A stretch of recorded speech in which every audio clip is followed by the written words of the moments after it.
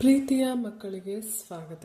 ಇವತ್ತಿನ ವಿಡಿಯೋದಲ್ಲಿ ಮುಂದುವರಿದ ಭಾಗವಾಗಿ ಕನ್ನಡ ವರ್ಣಮಾಲೆಯನ್ನು ಹೇಗೆ ಬರೆಯೋದು ಅಂತ ತಿಳ್ಕೊಳ್ಳೋಣ. ಹಾಗೆ ಅದಕ್ಕೆ ಒಂದು ಪದ ಕೂಡ ಹೇಗೆ ಬರೆಯೋದು ಅಂತ ತಿಳ್ಕೊಳ್ಳೋಣ.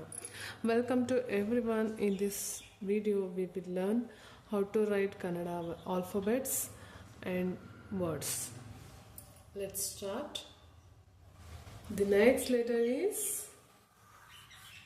Ka. This is the letter Ka.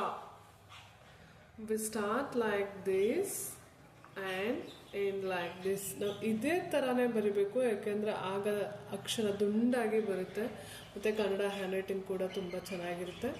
So Kannada ತುಂಬ ಈಸಿ ಇದೆ, ಅರ್ಥ ಮಾಡ್ಕೊಂಡು ಕಲಿಯೋಣ ಹಂತ ಹಂತವಾಗಿ.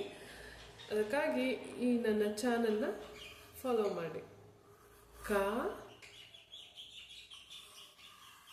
ರ ಡ ಗುಡಿಸು ಡಿ ಕರಡಿ. ಕ ಕರಡಿ. ಕ ಕರಡಿ. ಕರಡಿ ಅಂದರೆ ಇಂಗ್ಲೀಷ್ನಲ್ಲಿ ಬೇರ್. ನಾವು ಝೂಲಿ ನೋಡಿರ್ತೀವಿ, ಹಾಗೆ ಕಾಡುಗಳಲ್ಲಿ ಇರುವಂತಹ ಪ್ರಾಣಿ ಬೇರನ್ನು ನಾವು ಕನ್ನಡದಲ್ಲಿ ಕರಡಿ ಅಂತ ಕರಿತೀವಿ.